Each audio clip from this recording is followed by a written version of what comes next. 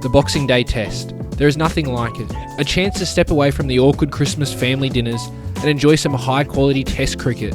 The 26th of November has given us some ripper moments, and I want to look at 10 of the best, with this list being in no particular order. Number 10, David Warner's nervous 90s. In 2017, the ever-dynamic David Warner was hell-bent on one of his patented powerful centuries. Stroking the ball fiercely around the ground, there looked like there was no stopping the eccentric opener. It was not until the nervous 90s where David started to stall.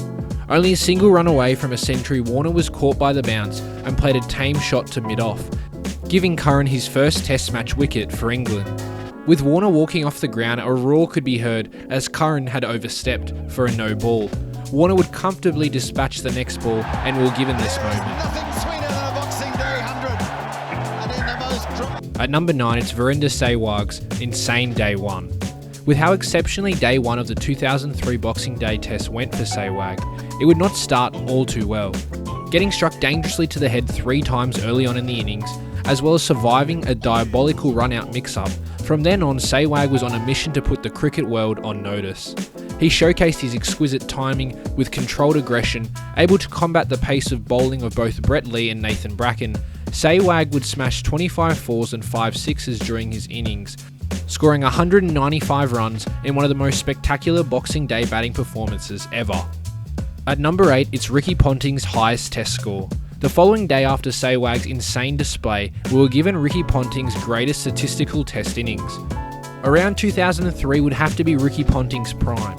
He'd already punished Indian scoring with 242 runs off just 352 balls 2 weeks prior to the Boxing Day Test.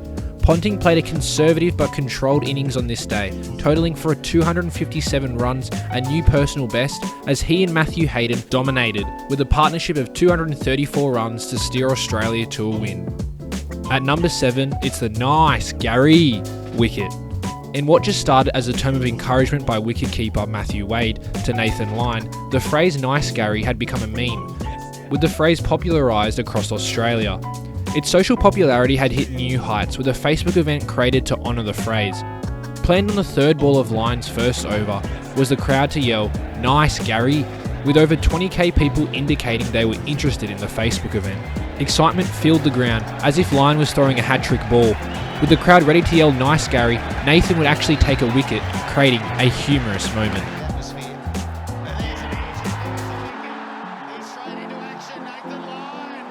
At number 6, it's Andrew Symonds' maiden Test 100. Better known for his ability in the 50-over format, Andrew Symonds was pretty poor in the Australian Test side up until 2006. He had a couple 50s to his name, but had an Australian Test average of just 18.47. With Australia in a dismal position at 5 for 84, Symonds was tasked with saving the first innings. He started timidly with his first run coming after 21 deliveries. Symonds would then put on an excellent display from here onwards, partnering with Hayden for a monster innings. Symonds would finish with 156 runs, with this performance giving him the confidence to turn around his Test career as he averaged 47.8 runs over the next 24 Test innings. At number 5, it's Matthiya Muralitharan and his no-ball scandal. Back in 1995, at just 23, Murali was touring Australia for the first time. He had already played in 22 Tests for Sri Lanka. This Boxing Day Test would go a bit different though for Murali, as umpire Darrell Hare decided to make some pretty controversial decisions. After some confusion with the commentators, it was understood that umpire Hare was calling no balls because of Murali's bowling action, punishing him for chucking.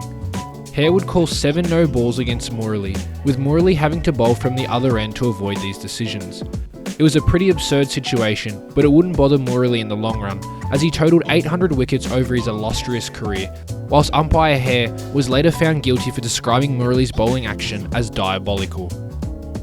At number 4, it's Alan Border and Jeff Thomson nearly getting Australia home. The 1982 Boxing Day Test looked a done deal for the English as Jeff Thomson strolled to the crease to join Alan Border at 9 for 218. With 74 runs required and Jeff Thomson with a career batting Test average of 12.81, the chance of an Australian win was slim.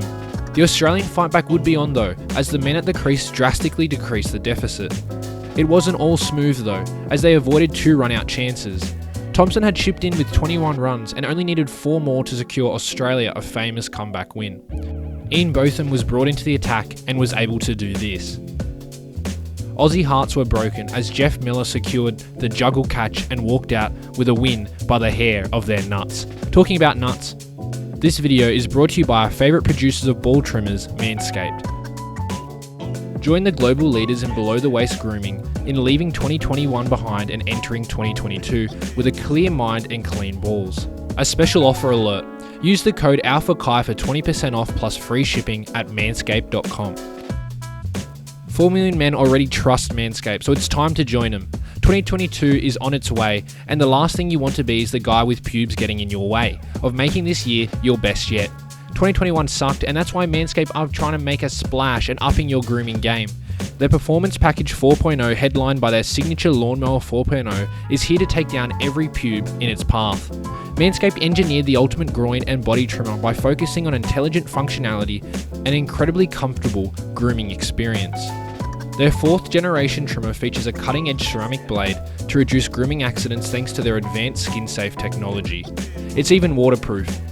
Get these great products now for 20% off and free shipping with the code ALPHAKAI at manscaped.com. That's 20% off with free shipping at manscaped.com and use code ALPHAKAI. Happy New Year to your balls.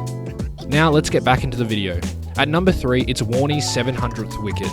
It wouldn't be a Boxing Day list without having Warnie on it. The King of Spin walked into the Boxing Day test with 699 wickets in front of a record Boxing Day crowd of 89,000.